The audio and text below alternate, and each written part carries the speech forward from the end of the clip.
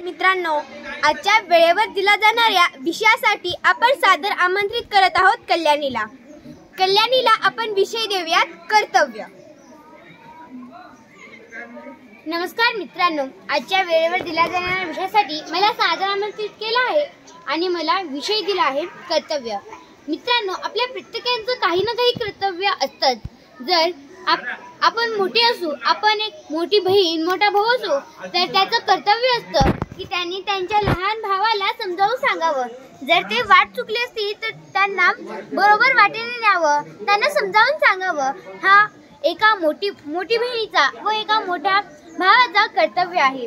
त्यानंतर आई, आपल्या आईचं कर्तव्य आहे जर त्याचे मुलं एखाद्याला उद्धट बोलत असतील तर त्यांना समजावून सांगावं, पुढच्यांना कसं बोलावं। जर पुढचे आपल्यापेक्षा मोठे असतील तर त्यांना कसं बोलावं, हे एका आईचं कर्तव्य आहे की तिने त्याच्या मुलाला समजावून सांगावं। एका वडिलांचं कर्तव्य आहे की जर त्याचे मुलगी असो व मुलगा, पण त्यांच्या मुलीला व मुलाला दोघांनाही समान शिक्षण द्यावा, भेदभाव करू नये।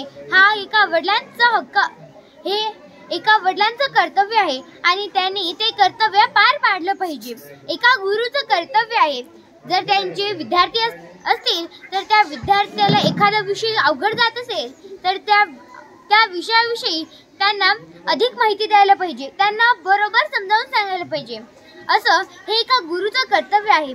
जसं प्रत्येकाला वाटतं ना की आपले मुलं हे मोठ्या शाळेत जावे, ते भरपूर शिकावेत, हा एका गुरुजीला तर वाटतात आणि आपल्या वडिलांना पण वाटतात, तसंच गुरुजींना आपल्याविषयी तशी भावना वाटायला पाहिजे। हे एका विद्यार्थीचं कर्तव्य आहे।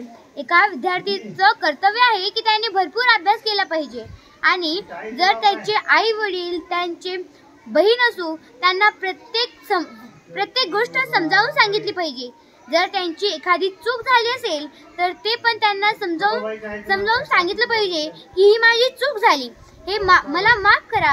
हे एका विद्यार्थ्याचं, हे एका मुलीचं, एका मुलाचं कर्तव्य आहे। आपण प्रत्येक कर्तव्य पार पाडले पाहिजे। जर आपली मैत्रीण असेल तर त्या मैत्रिणीचं कर्तव्य आहे, जर आपली दुसरी मैत्रीण एका वाईट दिशेने जात असेल तर त्या मैत्रिणीने त्याला बरोबर दिशेने आणलं पाहिजे। हे फक्त आपली एक मैत्रीणच सांगू शकते, कारण की त्या मैत्रिणीचं कर्तव्य आहे ते। आता बघा, आपण पुस्तकं वाचतो तर त्या पुस्तकांचं कर्तव्य आहे की त्यांनी आपल्याला भरपूर माहिती दिली पाहिजे आणि त्यापूर्वी आपल्याला सांगितलं पाहिजे आपल्या गुरूंनी, आपल्या वडिलांनी, आपल्या आईनी, आपल्या मैत्रिणींनी, हे सर्व काही आपल्या मित्र मैत्रिणींनी, हे सर्वांचं कर्तव्य आहे आणि आपलं पण त्यामध्ये कर्तव्य आहे। तर आपण ते कर्तव्य पार पाडले पाहिजेत। धन्यवाद।